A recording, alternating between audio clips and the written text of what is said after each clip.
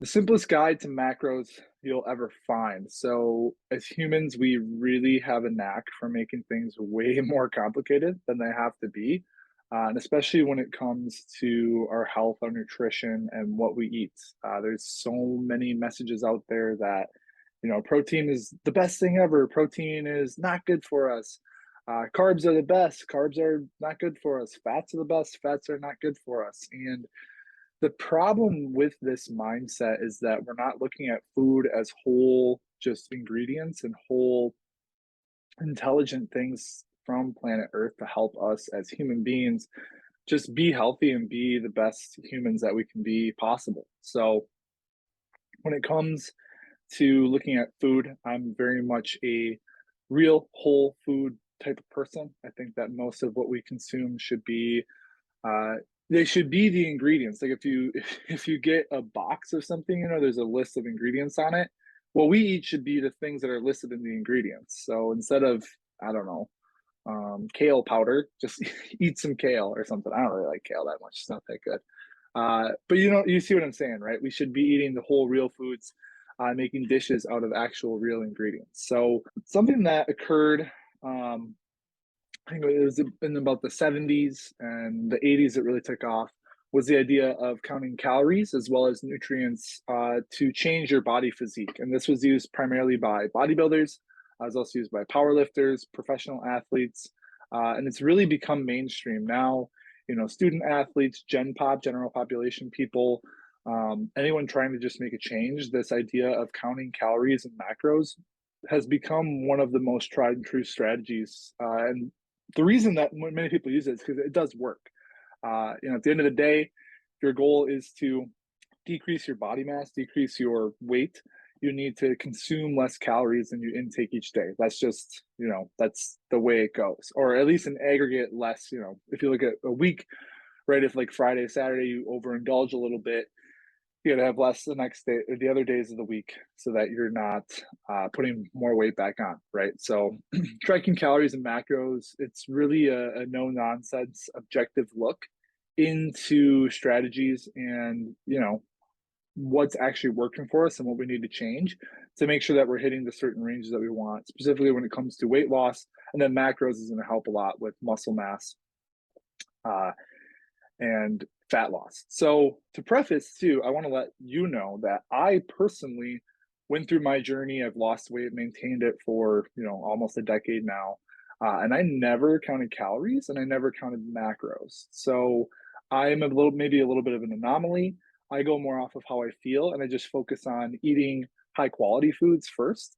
For the most part, if you're eating foods that are high in fiber, foods that are high in protein, and they're whole real foods, you're probably going to end up in a calorie deficit just because those foods are nutrient dense and they're not calorie dense, right? Like broccoli has a ton of nutrients but not a ton of calories. Steak has a ton of nutrients, it has a lot of calories, but you can't like you're not going to be able to eat like 4 pounds of steak in one sitting. That's just crazy, right? Same with broccoli. So again, back to my philosophies on everything that I teach when it comes to nutrition: whole real foods, fiber and protein first. So with that, we'll break down the macros so you have an understanding of what they are, what they do, and why they show up. So the first one is protein. That's probably the most important place to start.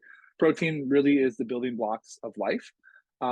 They are the proteins are comprised of 20 different amino acids. When it comes to protein, protein helps with creating muscle mass. It helps with muscle recovery. It helps with skeletal tissue. It really, like I said, protein is the building block of life. Protein is the thing that's going to make our body stronger, more adaptable, and just more ready to take on whatever comes our way. So being protein forward and being focusing on protein is super important. If you want more information on this concept of protein forward, Dr. Gabrielle Lyon is her name. I think she practices in New York, but she came up with a program called Protein Forward. It's really solid. It's understanding that every meal we got to have some protein because our body really craves it and needs it when it comes to performance, when it comes to our aesthetic, when it comes to metabolism, digestion, all of that. Protein is king. Just throw it out there. Then we have fats. So fats are like stored energy as well as really important for brain health and for our neurology, for our nervous system to function properly. There's like a myelin sheath around nerves that is actually made out of lipids and fatty acids. And in fact, our brain is like 50 to 60% fats and lipids. So fats are super important. And then if we do consume fat, extra fat that we don't necessarily need, our body stores it as body fat as well as carbohydrates, which we'll get to. But fats super important. I'm not going to go too deep into what kinds of fats. There's different. I have different videos out there on this topic, but just understand that fats are like low key energy is the way I look at them, slower energy, as well as really helping with our brain health and with just overall health in general. We'll go with that. Um, Finally, we have carbohydrates. So carbohydrates are really just a primary source of energy for the body, a primary source of external energy. So when we eat carbs, they're converted down into glucose, and then they're converted from glucose, which is basically just a sugar, a simple sugar, into glycogen, and then stored in the muscles as potential energy. So uh, carbohydrates are important, especially if you're an athlete. There's also a lot of evidence to show that they're tied to like serotonin receptors, dopamine receptors. They help us feel good when we eat them. And carbs are something that, I mean, nowadays they're kind of demonized, right? We go through these cycles as a society where we demonize one thing than the other.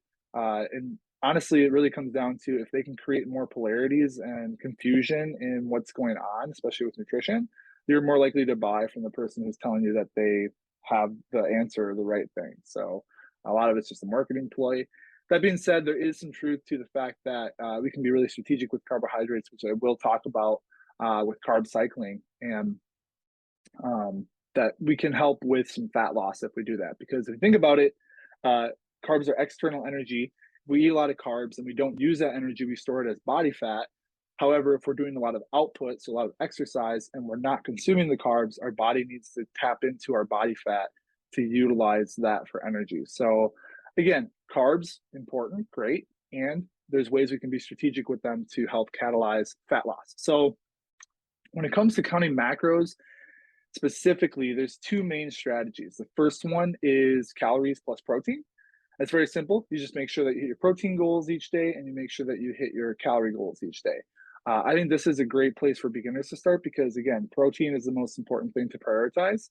And then, as long as we're having high fiber foods to fill in the gaps and we're making sure that our calories are below our maintenance, you're gonna lose weight. You'll continue to lose weight. That's just science, right? One thing I will say when it comes to weight loss in general, this is a little bit of a tangent, but a lot of people overestimate their output and they underestimate their input. So, to put in other words, a lot of people think that they burn more calories than they actually do, and they consume way more calories than they actually are conscious of, right? So, if that's you, if this is something where you really want to dial it in and nail down, like, okay, I know how much I'm burning, I know how much I am consuming each day. I have a free food journaling template that you can download. Low key, honestly, if you want to fill it out and email me, I'm happy to answer questions and connect with you on it because I just want to be able to help you out if that's something that you're struggling with is understanding your input versus your output. So download that, check it out. Um, so back to the calories and protein. Again, this is super simple. It's not like you don't have to get super dialed in with fats and carbohydrates if you just want to, put on some muscle and make some change, right?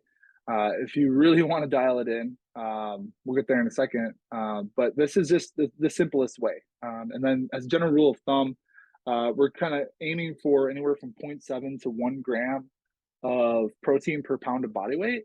It's a lot. It sounds like a lot. Like for me, I'm about 230, but I rest at about a 19% body fat. So I'm not like cut and jacked by any means, but I'm in pretty good shape, right? I don't eat 230 grams of protein per day. I eat about like 150 to 170 probably. So I'm even like maybe a little bit lower than what I'm recommending right now. But if you're serious about, building muscle, losing fat, and turning your body into a fat burning machine, you're going to want zero point 0.7 to 1 gram of protein per body weight. So it's really simple. Take your body weight times 0.7. That's your minimum amount of protein you want to eat each day. And then we'll go over it a little bit, but there's different ways you can calculate other macros as well. So, um, Then we've got calories plus all nutrients. So again, this strategy is a little bit more complex, but it does allow for greater specificity on the type of weight that you gain or lose. So specifically, if you're doing things like carb cycling, if you're having low carb days, if you are in more of a ketogenic state, you have the potential to burn more body fat as long as you're, drinking adequate water and sleeping properly.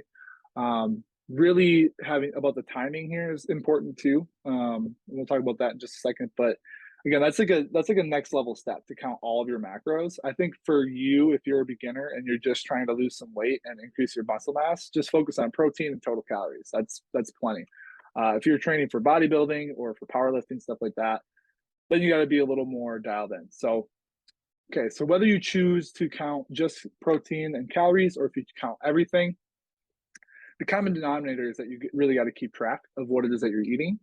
And again, if you are counting your macros or not, whether you're counting calories or not, just keeping track of the foods that you eat on a regular basis is going to be a benefit that it's just going to pay dividends so much down the road. Like I said, I never counted macros or calories, but I did keep track of what I was eating, right? Like kept track of, okay, I was feeling a little kind of down this day, so I went and got a pint of Ben and Jerry's. But then the next day, I started off with like a protein shake.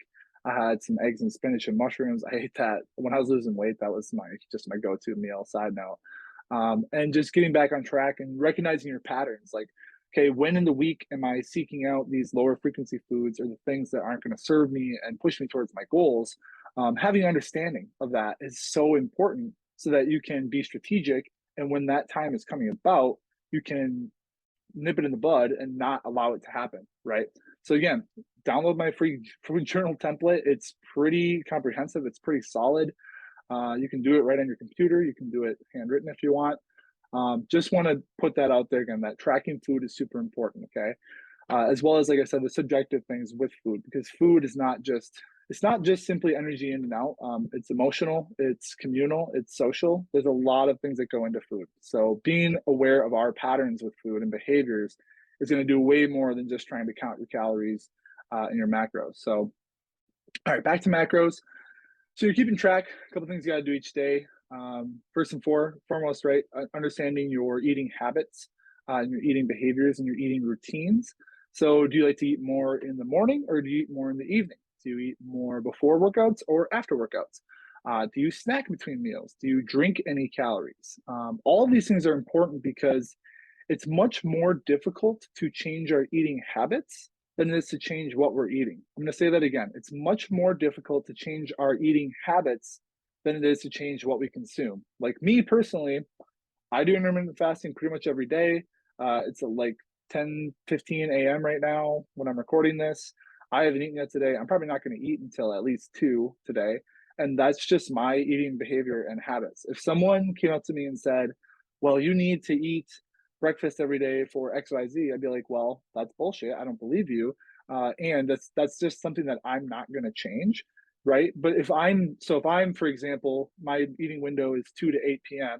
and my first meal is McDonald's, my second meal is Taco Bell, and my third meal is Burger King, it'd be way easier for me to switch to maybe a homemade salad for lunch, some homemade tacos in between, and then a burger like later in the evening that's homemade with actual good real ingredients than it is for me to try and like completely change the structure of the way I eat. Does that make sense? Right. So instead of trying to change like I need to do I need to fast for 17 hours and 48 minutes every single day and do all this stuff and it's going to completely change what I'm doing.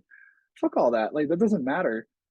Stick with your similar routines, just change the foods that you're eating and then become conscious of what's comprised, like what those foods are made up of, what comprises these foods, right? If you have a chicken breast, like is that 15 grams of protein? Is that 25 grams of protein? You have chicken thighs. How much fat is in there, right? Is it like, is it half and half protein and fats? Is it a little bit more protein? Just begin to be more aware of the foods that you're eating and recognize that if you can change to, again, more protein forward, having protein in each meal, as well as prioritizing fiber, that's really going to help you a ton when it comes to making change, more so than trying to do anything with completely changing it up, right? I know people who do one meal a day, which is what I do sometimes.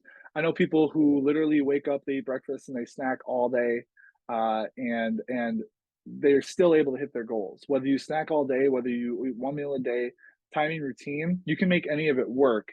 It matters more about what you're eating than all the timing and stuff. There's a lot of hype around that right now. I want to address it because yes, fasting has a lot of good benefits. There's other videos and content I have on that, but it's not as important as the foods that we're eating. So make sure you're eating quality foods. Uh, that's what I got to say, and keep track. So, okay, once you have your routine and your timing dialed in, that's when you can start to make mindful changes of the macro makeup of your meals. So, remember, the most important thing is being protein forward. Again, Dr. Gabriel Lyon. It really means you're just prioritizing protein first for each meal. So, and then after that, you're filling in the gaps with your carbs and your fats. So, again, looking at your how many meals you're going to have in a day, looking at your protein goal, how much protein you want to have, and then being strategic and divvying it up or dividing it up so that you're getting an adequate amount of protein in each meal because your body's going to love that. Your muscles are going to love that, especially when you're doing resistance training and you're working out regularly. Our body wants that protein to keep building up. Like I said, again, zero point 0.7 to 1 gram per day, or zero point 0.7 to 1 gram per pound of body weight per day. So for example, if you're a 250-pound guy and you want to lose weight, you should be going for a minimum of 175 grams of protein per day. So again, it sounds like a lot, but if you're just able to make some simple shifts, it actually shouldn't be that difficult. So after we get the protein dialed in, right, then we're going to look at fats and carbs. Again, fats, long-term energy, carbs, short-term energy. Really recognizing that when it comes to fats too, something that's important is that the makeup calorie wise of these different macros is different. So protein and carbs, there's 4 calories per gram of both of those. So 1 gram of protein, there's 4 calories. 1 gram of carbohydrate, there's 4 calories. For fats, there's 9. So 1 gram of fats is 9 grams of is not 1 gram of fats is 9 calories. And this is really important because when it comes to keto, so many people they fail with it because they're eating so much fat that they're actually still in a calorie surplus.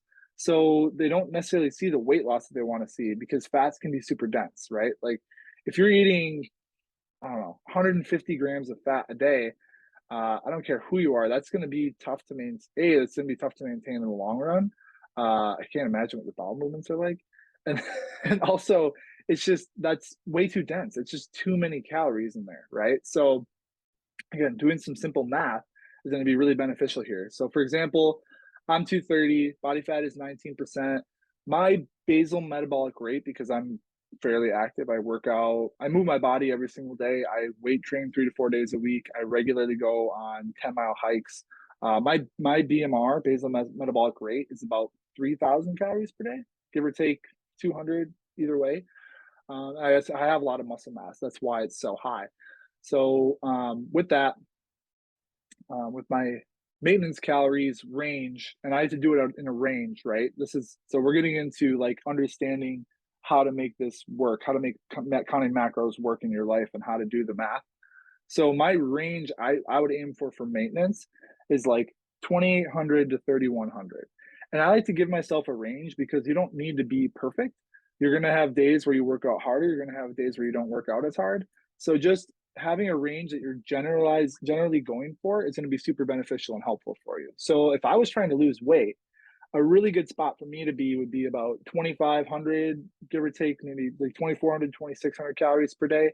That's a pretty sustainable rate if I'm in a, like a 3 to 500 pound or 3 to 500 calorie um, deficit each day. I'm going to be losing weight. That's actually pretty quick. I'd be pretty good. So the macros that I could do to achieve that, and again, this is even going below my protein standard that I mentioned, but I could do 150 grams of protein. So that's 600 calories. Math, 150 times 4 is 600. I could eat 300 grams of carbs.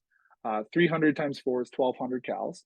And I could eat 80 grams of fat. So 80 times 9 is 720 calories. You add all that up, I'm at 2520 calories for the day.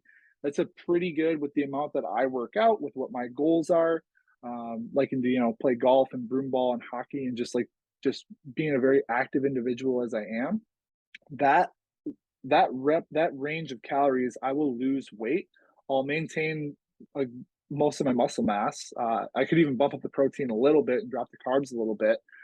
But you see how simple this is? I mean, you literally just take protein times 4, carbs grams times 4, fat grams times 4, and then aim for those. And then again, with this, make ranges around it. Don't be like, I must hit exactly 150 grams of protein. And if I don't, I'm fucked. That's not true. That's never going to happen. Maybe make a range. I'm going to go for, between 145 and 170. That's my range. Carbs. So my carbs is 300. So I might say, okay, I'm going to go for like 270 to 300 grams of carbs. That's plenty. Fats, I'm going to go from 60 to 80. That's what I'm going for. So it's really, if we can have a range and we have a different, like, instead of trying to be so exact, the problem with being so exact, and now we're getting into the mindset of this, is that if your goal is to hit 150 grams of protein per day and you hit 149 and you view it as a failure, I didn't get there. And then it's 9 p.m. You're like, I need to eat 1 gram of protein right now. Like, you're going to drive yourself nuts if that's the way that you're approaching this, right? That is not sustainable to be so hyper analytical and focused on the numbers. Just have a range and go for it. And if you make it, great. And if not, there's always tomorrow. Recognize, okay, why did I not hit it? Maybe I decided to get ice cream and that was really high in fat and there was no protein in there. Maybe next time I can get like one of those Halo Top or whatever, like the protein forward ice creams, right? Like it's little things like that that's going to build up over time. Not getting down on yourself, not feeling guilty or shameful for not hitting your goals exactly, but just, continuing forward and learning along the process. That's the most important thing. So that's what I got. I think I'm actually going to cut this video off now. We're not going to talk about carb cycling right now, just because this is more focused on macronutrients. But I appreciate you tuning in. If wherever you're finding this on YouTube, wherever you might be, please leave me a comment, like, subscribe. Would love to get more info too on what you want to learn about in my True Talks. So appreciate you. And as always, until next time, keep inspiring. Thank you.